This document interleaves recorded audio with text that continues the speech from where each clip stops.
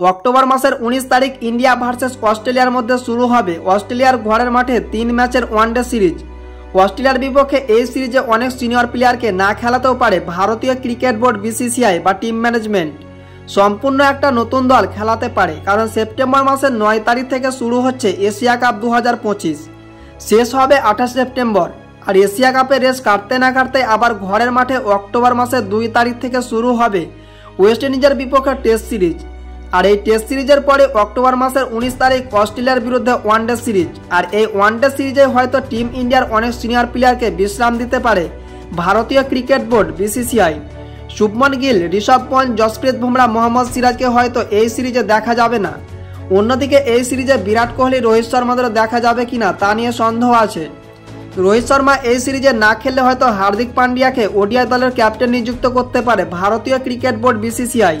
সেটাই এখন দেখার বিষয়, দেখা যাক কি হয়।